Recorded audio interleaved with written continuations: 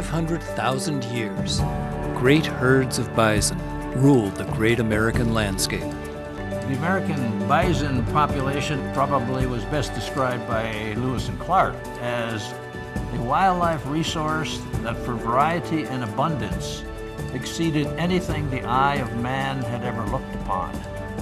Estimates of numbers vary widely. In the vicinity of 60 million seems to be a consensus of sort amongst the scientific community as to their total abundance.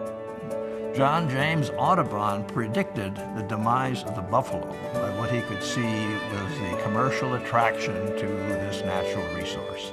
The destruction of bison was really multifaceted.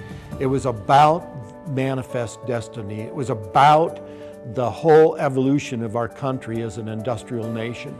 And it was about the destruction of a culture, the destruction of a people group, and subjugating them and putting them on reservations and lands where they could be controlled and managed.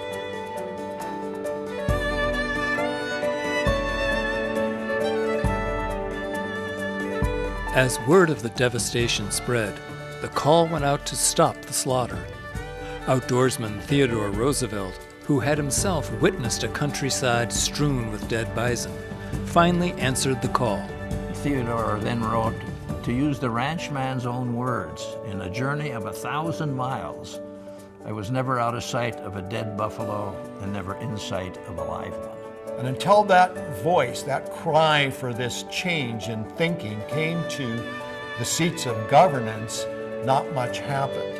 And what we did see then is in the seats of governance, we saw people like Theodore Roosevelt come to be. We saw people like Gifford Pinchot, who Theodore Roosevelt recruited, and William Hornaday, the patriarch of the New York Zoological Society, which is now the Wildlife Conservation Society.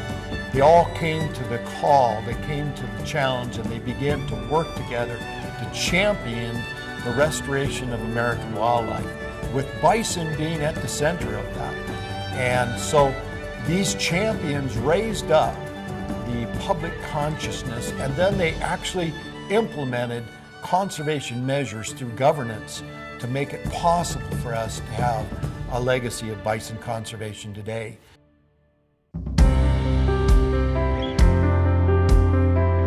These newly formed conservation organizations quickly embarked on a plan to dramatically increase bison herds all over the West. A key partner in the effort was the National Park Service. And so we brought bison by rail from the East Coast back to the Dakotas and brought them to Wind Cave. We put bison on the land. Nobody was yet doing that. We grew them up. We increased their numbers. We experimented with how to be stewards. We fed them. We protected them again.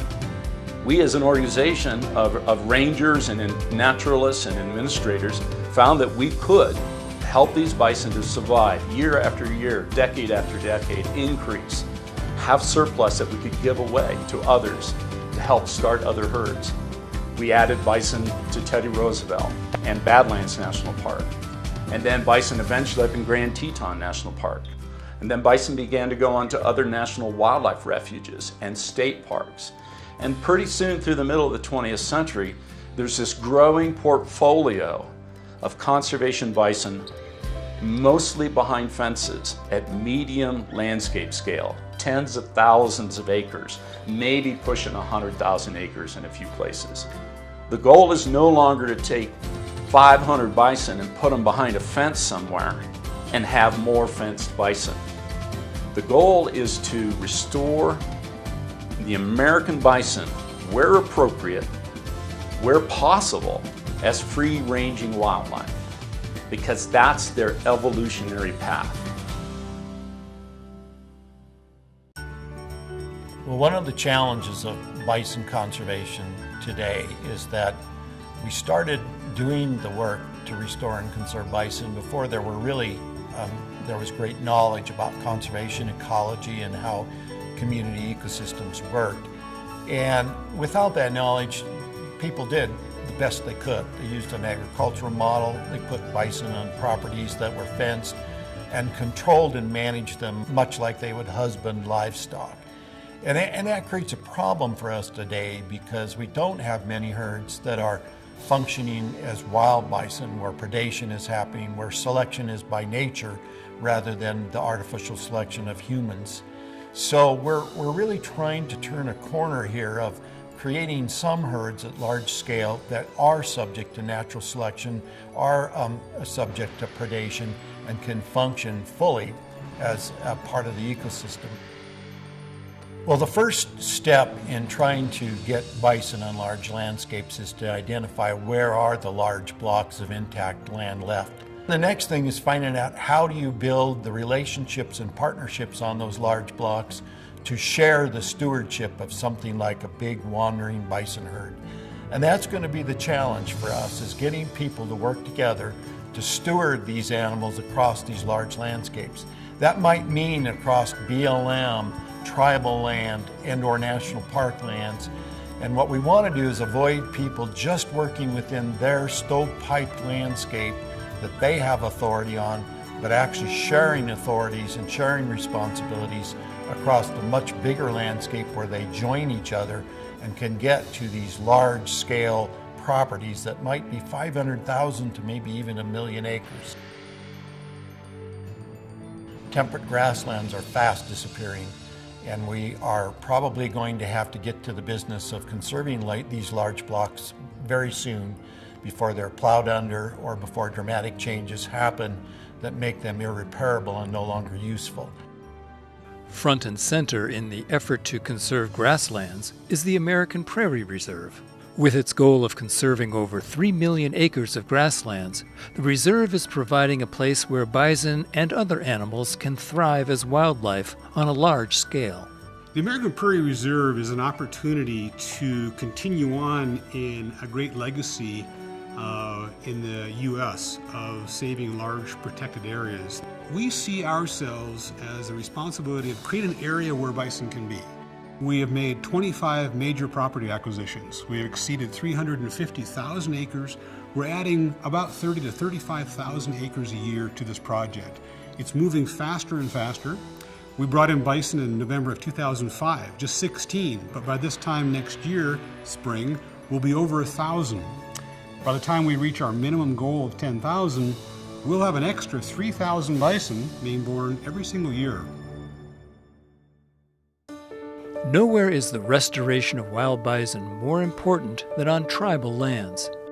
The InterTribal Buffalo Council is an organization of over 60 tribes working to bring back ancient buffalo culture to native peoples. And a recent example of that is that we just brought Elk Island bison down into Montana to the Blackfeet Nation, where there's a project there called the INI Initiative. It's about restoring bison to Blackfeet traditional lands. This project is wonderful in the sense it's the only place in North America where we actually are bringing the genetic descendants that were from that geography back to their homeland. By circuitous means, these animals in Canada were actually captured and brought into Canada by Blackfeet hunters and a Pendore tribal member. They captured calves live in 1872 and they ended up in Canada. In April of this year, we literally brought those very genetic descendants back to their homeland, and the Blackfeet Nation are caring for them and will husband them and create a wild herd in the area up around the glacier front. My Lakota name is Ingawin, Wambli, Hupalu. The buffalo are here pre-European contact. So our people, that's what they lived off of. They followed the buffalo because it's our culture, it's who we are, who we were, and we're bringing it back. When the Europeans came here and started killing them for sport, for greed, they almost left this earth. And to be part of the process of bringing them back, especially to the reservation, is another point of I feel I'm on the right path. Because if you go about bison conservation on behalf of a nation and a people and society and say the American experience demands continuation of the American bison, and not just as a relic behind a fence somewhere in a zoo, but as a truly wild resource to the American experience and our vision of the American experience, then it's all about building community.